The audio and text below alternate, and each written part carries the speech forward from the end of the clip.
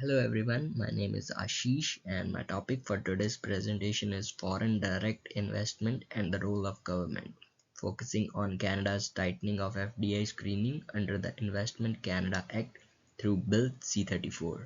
The focus of my analysis is why government restrict FDI in sensitive sector and what implication this creates for firms that want to invest, acquire or expand in Canada. I'm using two current sources. The first is the United Nations Conference on Trade and Development Investment Policy Monitor entry, which summarizes the policy changes and implementation timeline. The second is a professional legal analysis by Davis Ward Phillips and Winberg, which explain the most important amendment and what investors should expect in practice. Now that the topic and sources are clear, let's quickly look at what happened and what this article report says. These two articles describe a major modernization of Canada's investment screening system. The UNCTAD entry explains that Bill C-34 amended the Investment Canada Act after royal assent in March 2024 and that several key provisions entered into force later in 2024. The Davis analysis emphasizes that these are among the most significant amendments since the National Security Review regime began in 2009. It also highlights that Canada's approach is becoming more aligned with other countries that screen sensitive foreign investment more carefully. So the main takeaway from both sources, Canada is not closing its door to FDI, but it is making higher risk investment harder to complete without more review, stronger condition, and more compliance. With that background in mind, the next slide summarizes the main policy changes introduced by Bill C-34. This slide summarizes the main amendments in simple terms. First, Bill C-34 introduces a move towards pre-closing filings for some sensitive sector investment, meaning certain deals may need to be notified before closing, not only after the fact. Second, there are higher penalties for non-compliance, increasing the consequences of missed filings. Third, the government has more authority during reviews. For example, the minister can impose interim condition during a national security review, and the government can accept binding commitments, also called mitigation undertaking, to reduce risk. Finally, the scope of screening becomes wider. It can consider different risk factors such as the nature of the investor and the type of asset involved, including sensitive data or strategic capabilities. Lastly, implementation. These changes are being introduced in stages. Some provision took effect on September 3rd, 2024, while others follow through the regulation. Now that we know what happened, I will state my thesis and explain how this fits a course framework. My thesis is that Canada's approach reflects pragmatic rationalism. Canada still welcomes foreign investment overall, but it is tightening government control in cases where national security, strategic assets, data, or sovereignty risks are considered high. To support this, I will use three core lenses. The first is the political ideology views of FDI. Next is the host country cost and benefits of inward FDI. The last one is the firm level implication for entry strategy and risk management. To support this thesis, I will start with the first framework, political ideology and FDI. In this slide, we discuss three classic perspectives. The free market view argues that FDI should flow to where production and investment are most efficient, creating growth and welfare gains. Under this view, government should generally welcome foreign investment because it can bring capital, productivity, and knowledge. The radical view, which is historically linked to Marxist theory, highlights the risk that foreign firms may reduce host country autonomy and extract value while local control declines.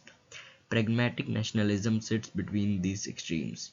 It argues that government should accept FDI only when the benefit outweighs the cost and should apply tighter conditions in sensitive areas.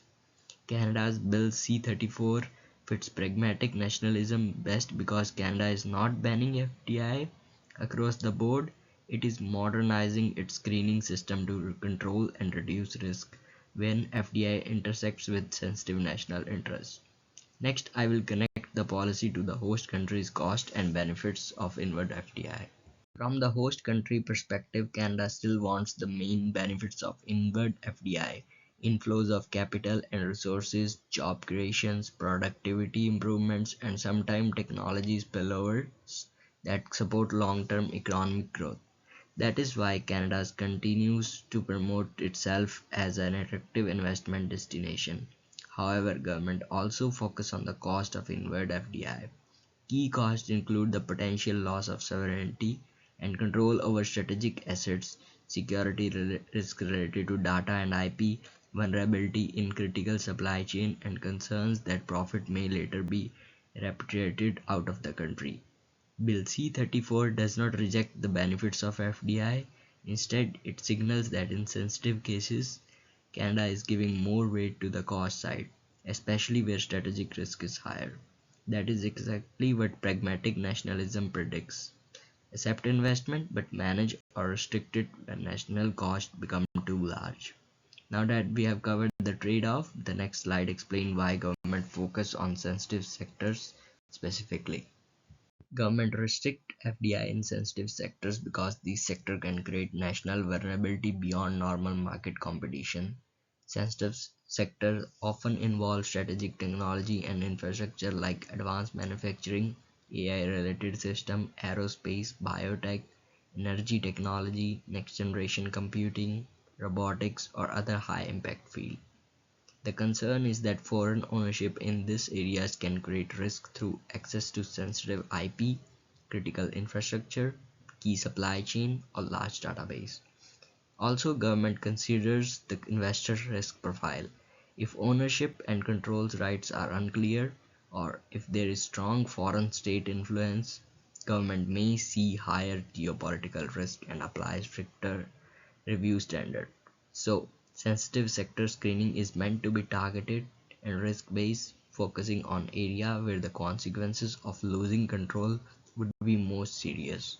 So what does this mean for business? The next slide explains the practical implications for firm and entry strategy. For firms, the biggest message is that regulatory strategy becomes part of entry strategy. First, firms should expect longer timelines and more uncertainty for sensitive deals. Because transaction may not close until review timelines expire or the review is terminated. This affects deal planning, finances, and even integration timelines. Second, firm need earlier and deeper due diligence. They should map sector sensitivity early, understand the investor's ownership and control structure, and identify exposures to sensitive assets like data, IP, or strategic supply chain roles. Third, firms should be prepared for mitigation commitments, for example, government safeguards, access controls for sensitive systems, data protection measures, or operational separation to reduce risk. Fourth, stricter screening can change entry mode decisions. In some cases, a minority stake, joint venture, phased investment, or partnership could be less politically risky than a full acquisition. Overall, the practical takeaway is successful foreign investment now requires legal, political, and communication planning, not just financial analysis. Finally, I will wrap up with the key takeaways and the reference used for this analysis. To conclude, Canada's reforms show how FDI policy increasingly sits at the intersection of business strategy and economic security. Canada still wants foreign investment, but it is screening more aggressively where strategic risk is high. The best course framework to explain this is pragmatic nationalism, supported by the host country cost benefit trade off. For firms, the key implication is that regulatory readiness is now part of competitive strategy and entry mode choice.